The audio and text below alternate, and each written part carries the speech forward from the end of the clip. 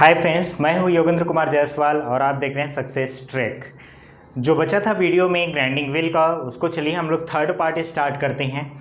Third part, इसके पहले और दूसरे पार्ट में मैं बता दिया था एब्रेसिव ग्रेन्स के बारे से, ग्रेड क्या होता है, हार्डनेस क्या होता है, ग्रेन साइज कैसे देखते हैं, ग्राइंडिंग स्ट्रक्चर क्या होता है और साइज ऑफ ग्राइंडिंग कैसे निकाला जाता है, उसके बारे से मैं फर्स्ट और सेकेंड पार्ट में बता दिया हूँ। तो आप जाके विजिट कर लीजिएगा, वीडियो प्लेलिस्ट में आपको मिल जाएगा, वहाँ से सारे वीडियो आपको मिल जाएंगे। नेक्स्ट हम लोग देखते हैं standard grinding wheel marking system के बारे से। जो ग्राइंडिंग व्हील होता है उसको हम लोग कैसे मार्किंग करते हैं, या फिर जो मार्किंग है उसको हम लोग कैसे पहचान सकते हैं। पेपर में इसको पूछा ही जाता है, तो चलिए देख लेते हैं ये कैसे होता है मार्किंग सिस्टम ग्राइंडिंग व्हील का। देखिए, जैसे कि अगर ग्राइंडिंग व्हील की मार्किंग सिस्टम की बात की जाए तो अभी जितना आपको बताया हूँ स्ट्रक्चर्स, ग्रेन, ग्राइंडिंग व्हील का जो स्ट्रक्चर है, ग्रेड है, हार्डनेस है और नंबर है, वही चीज़ से हम लोग क्या निकालेंगे, ग्राइंडिंग व्हील का मार्किंग निकालेंगे। तो मार्किंग के लिए जैसे कि आपको बता दूं, मान के चलो कि 38A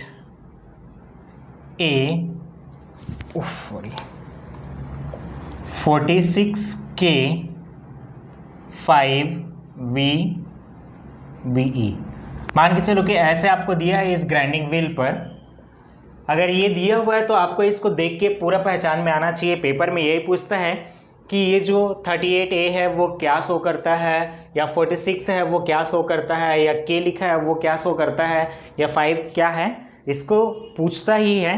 तो आप देख लीजिए कैसे होता है ये। 38 क्या है, एब्रेसिव नंबर या फिर जो भी कंपनी इसको प्रोवाइड करता है, ठीक है। इसको हम लोग क्या लिख सकते हैं, 38 जो है वो क्या है, एब्रेसिव नंबर होता है जो कि कंपनी प्रोवाइड करता है। ए, उसके बाद ए जो लिखा है वो क्या शो करेगा, एल्युमिनियम ऑक्साइड।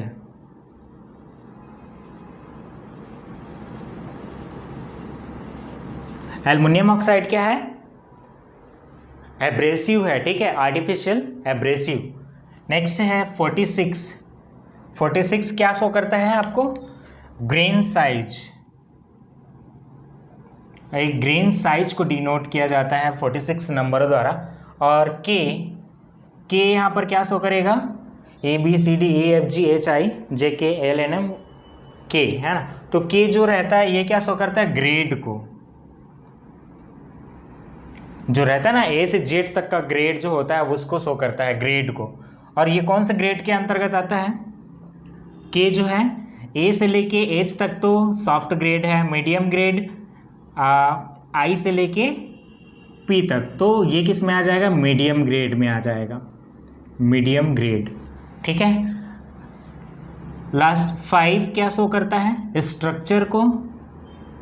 स्ट्रक्चर जो कि हम लोग 1 से 16 नंबरों तक जो पाया जाता है, तो 5 नंबर का जो स्ट्रक्चर आता है वो किसके अंतर्गत आता है, 1 से 6, 1 से जो 8 होता है वो डेंस स्ट्रक्चर, और 9 से 16 तक ओपन स्ट्रक्चर में होता है। तो इसलिए क्या हो जाएगा, ये डेंस स्ट्रक्चर हो जाएगा।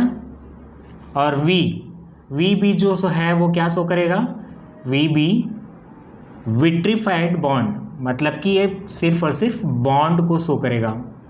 और ये कौन सा बॉन्ड है, V जो शो करता है उसको बोलते हैं हम लोग विट्रीफाइड बॉन्ड, ठीक है। तो ये क्या हो गया, standard grinding wheel marking system हो गया। ऐसे करके इसको मार्किंग किया जाता है।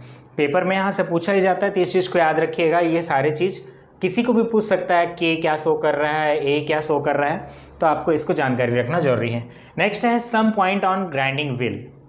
ग्राइंडिंग व्हील में कुछ मुख्यतः दोष आते हैं, उसको हम लोग क्या क्या बोलते हैं और वो क्या होता है उसके बारे से देख लेते हैं। सबसे पहला है ग्लेजिंग, लोडिंग, ट्रूइंग और ड्रेसिंग। ग्लेजिंग क्या है, पेपर में पूछा जाता है ग्लेजिंग, ग्लेज होना किसको बोलेंगे। तो ग्लेजिंग क्या है, एक डिफेक्ट है व्हील का। ग्लेजिंग के कारण देखो इस व्हील पर बहुत सारे जो दांते बने हुए हैं, ये जो सारे जो ग्रेन्स हैं, ग्लेज हो जाना मतलब कि वो जो दांते उभरे हुए ग्रेन्स हैं वो टूट जाना। और ये क्या हो जाएगा, अगर टूट जाएगा तो ये भाग प्लेन हो जाएगा। तो ये जो प्लेन हो गया तो अब क्या करेगा, ये कटिंग नहीं कर पाएगा, है ना, मेटल्स का।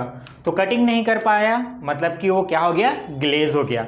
मतलब ग्राइंडिंग व्हील के जो एब्रेसिव ग्रेन्स हैं उसका क्या हो जाना, टूट जाना या फिर वहाँ से हट जाना, निकल जाना, वो क्या कहलाता है, ग्लेजिंग कहलाता है। ग्लेजिंग क्यों होता है, या तो व्हील ज़्यादा हार्ड हो या फिर एकदम सॉफ्ट हो। तो उस कंडीशन में अगर प्रॉपर अगर आप ऑपरेशन नहीं कर रहे हो तो भी ग्राइंडिंग व्हील का ग्लेजिंग हो सकता है। ग्लेजिंग क्या होगा, ग्राइंडिंग व्हील के सरफेस से एब्रेसिव ग्रेन्स का हट जाना और वहाँ से प्लेन हो जाना। प्लेन हो जाएगा तो कटिंग नहीं करेगा और सिर्फ हीट जनरेट करेगा, ठीक है। तो इसको बोलते हैं ग्लेजिंग। लोडिंग, अब लोडिंग क्या कहलाएगा, मान के चलो अगर कोई ग्राइंडिंग व्हील है तो उस ग्राइंडिंग व्हील के बीच में मान के चलो कि ये एब्रेसिव ग्रेन्स हैं, इस एब्रेसिव ग्रेन्स के बीच में अगर मेटल चिप्स फंस जाएं, ब्रेक हो जाएं, मेटल चिप्स यहाँ पर फंसते चला जाए, यहाँ पर मेटल चिप्स आया के बैठ जाएगा, तो क्या हो जाएगा, वो जिस मेटल को हम लोग ग्राइंडिंग कर रहे हैं उस पर स्क्रैच जनरेट करेगा, स्क्रैचेस आ जाएंगे, प्रॉपर वो फिनिशिंग नहीं हो पाएगा मेटल्स, ठीक है, वो सरफेस प्रॉपर फिनिशिंग नहीं होगा। तो दो ग्रेन्स के बीच, ऐसे बता रहा हूँ, ग्रेन्स के बीच यदि मेटल चिप्स फंस जाए तो उसको हम लोग क्या बोलते हैं, ग्राइंडिंग व्हील का लोडिंग बोला जाता है। और लोडिंग जनरली क्यों होता है, जब ओपन स्ट्रक्चर हो या डेंस स्ट्रक्चर हो तो ज़्यादा टफ मेटल को हम लोग जब कटिंग करते हैं तो उसकी चिप्स क्या हो जाते हैं, वहाँ पर फंसते चले जाते हैं। तो जब एब्रेसिव ग्रेन्स के बीच में मेटल चिप्स जब फंस जाते हैं तो इसको बोला जाता है लोडिंग बोला जाता है। नेक्स्ट है ट्रूइंग। अब देखो ग्लेजिंग के वजह से ये तो नहीं है कि पूरे सरफेस से, यहाँ से पूरा सरफेस से क्या हो जाए, एब्रेसिव ग्रेन्स हट जाए, है ना, कहीं कहीं पर हटेंगे, तो इसके वजह से व्हील की बैलेंसिंग क्या हो जाती है, खराब हो जाती है। तो कहीं पर वो बिल्कुल भी कटिंग नहीं करेगा, तो कहीं पर से वो ज़्यादा स्क्रैच कर जाएगा और कहीं पर से ज़्यादा हीट जनरेट करेगा। इसके वजह से व्हील की बैलेंसिंग क्या हो जाएगी, बिगड़ जाएगी। तो बैलेंसिंग बिगड़ जाने की वजह से ये क्या करेगा, फिर दूसरे मेटल्स जो हम लोग ग्राइंडिंग करेंगे उसकी सरफेस को पूरी तरह से बर्बाद कर देगा। तो उस कंडीशन में हम लोग क्या करते हैं, ट्रूइंग करते हैं। ट्रूइंग क्यों करते हैं, जो ग्लेजिंग और लोडिंग के वजह से ये जो व्हील खराब हुआ है, अब ट्रूइंग की वजह से हम लोग क्या करेंगे, उस पूरे व्हील को फिर से, जैसे कि यहाँ से देखो मैं काट के दिखाया हूँ, ये क्या हो गया, यहाँ से ग्लेज हो गया है, तो ग्लेजिंग की वजह से इतना भाग क्या हो गया, कट गया। तो इतना भाग कट गया तो क्या करेगा, यहाँ से मेटल की कटिंग तो करेगा नहीं, लेकिन इधर वाला भाग कटिंग करेगा। उस कंडीशन में क्या करते हैं, इस पूरे सरफेस को इसके समांतर बनाया जाता है। समझ में आ रहा है, इस पूरे सरफेस को एक समांतर बनाए रखना, मतलब कि गोलाई में बनाने की प्रक्रिया क्या कहलाती है, ट्रूइंग ऑपरेशन कहलाती है। ट्रूइंग ऑपरेशन में जो सरफेस होगा, इस सरफेस से सारे कटिंग एजेंट को हटा करके इसको क्या किया जाता है, पूरा प्लेन बनाया जाता है, ठीक है, वो कहलाएगा ट्रूइंग ऑपरेशन। ट्रूइंग के बाद में एक आता है ड्रेसिंग, ग्राइंडिंग व्हील की ड्रेसिंग। अब देखो ग्लेजिंग की वजह से यहाँ से दांतें हटे थे, लोडिंग की वजह से यहाँ पर मेटल चिप्स फंसे हुए थे। अब हम लोग क्या कर दिए, पूरे सरफेस को ट्रूइंग कर दिए। ट्रूइंग कर दिए मतलब कि इसको पूरा प्लेन कर दिए हम लोग, समांतर में मशीन को पूरा प्लेन कर दिए, ठीक है, मतलब कि यहाँ से कटिंग एजेंट्स क्या हो गए, पूरे गायब हो गए। अब क्या करेंगे, ड्रेसिंग। ड्रेसिंग की वजह से अब देखो इसके व्हील में बहुत सारे ग्रेन्स हैं, है ना, तो इस ग्रेन्स को क्या करेंगे, फिर से ट्रूइंग ऑपरेशन के द्वारा फिर से उसमें दांतें जनरेट करना या फिर टीथ जनरेट करना या फिर कटिंग एजेंट जनरेट करना ड्रेसिंग कहलाता है। और ड्रेसिंग के द्वारा यहाँ पर क्या किया जाता है, फिर से ड्रेसिंग व्हील ड्रेसर आता है। व्हील ड्रेसर के थ्रू हम लोग क्या करेंगे, यहाँ पर एक व्हील ड्रेसर रहेगा और व्हील ड्रेसर इसको पेनिट्रेट करता रहता है और ये चलता रहता है। तो जब चलेगा तो ये क्या करेगा, यहाँ पर इम्पैक्ट करेगा और इम्पैक्ट करने की वजह से यहाँ पर फिर से जितने भी ग्रेन्स हैं वो फिर से फेस पर आ जाते हैं और आसानी से फिर से हम लोग ग्राइंडिंग ऑपरेशन को कंटिन्यू बना सकते हैं, ठीक है। तो समझ में आया ना, ग्लेजिंग क्या होता है, लोडिंग क्या होता है, ट्रूइंग क्या होता है और ड्रेसिंग क्या होता है। ड्रेसिंग मतलब कि यहाँ पर फिर से एब्रेसिव ग्रेन्स को बाहर निकालना, व्हील के अंदर जो है उसको ड्रेसिंग कर लेते हैं। और ड्रेसिंग जो है जनरली हम लोग व्हील ड्रेसर की सहायता से करते हैं। नेक्स्ट है speed of grinding wheel. Grinding wheel की जो स्पीड होती है उसको हम लोग कैसे निकालें? तो ग्राइंडिंग व्हील की स्पीड को निकालने के लिए दो तरीक़े से फार्मूला है। एक होता है British system,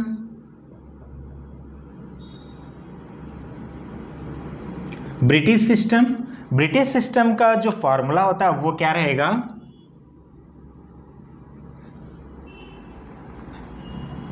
SFPM equals to pi capital D into capital N divided by 12 के बराबर होता है। ठीक है, SFPM का मतलब क्या होता है? सरफेस स्पीड फुट पर मिनट, मतलब कि पर मिनट में वो कितना फुट कटिंग कर रहा है, कितना फीट कटिंग कर रहा है, वो उसका सरफेस स्पीड हो जाता है। तो अगर वो ब्रिटिश सिस्टम में है तो SFPM लिखाएगा, अगर वो मीट्रिक सिस्टम में है, देखिए अगर वो मीट्रिक सिस्टम में है तो क्या हो जाएगा?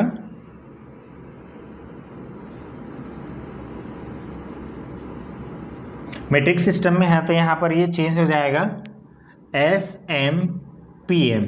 SMPM मतलब होता है सरफेस स्पीड मीटर पर मिनट। ठीक है, सरफेस स्पीड मीटर पर मिनट, और इसका जो फॉर्मूला होता है पाई capital D capital N divided bye 1000 के बराबर होता है। ठीक है, यहाँ पर देखिएगा जो कैपिटल D है वो क्या होता है? डायमीटर ऑफ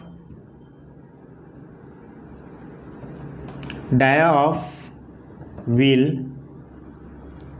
और N क्या है? सरफेस स्पीड, मतलब कि व्हील का जो स्पीड है वो उसको किस में लेते हैं? RPM में, रिवॉल्यूशन पर मिनट में लिया जाता है। और जो इसका डायमीटर रहेगा वो किस में रहेगा? इंच में लिखा जाएगा, जबकि मीट्रिक सिस्टम का डायमीटर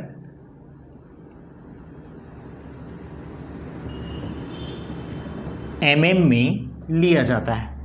ठीक है, तो एक दो क्वेश्चंस और पूछे जाते हैं, जैसे कि पार्टिंग ऑफ व्हील किससे बनाया जाता है? तो रबड़ बॉन्ड से, उसको याद रखिएगा। ये सारे क्वेश्चंस पे पूछे जाते हैं और ये मोस्ट इन्फॉर्मेशन आपको दिया जा रहा है आपके पेपर के एग्ज़ाम से रिलेटेड, तो प्लीज़ आप इसको नोट डाउन करते जाइए और अपने फ्रेंड्स के पास शेयर करना बिल्कुल मत भूलिएगा।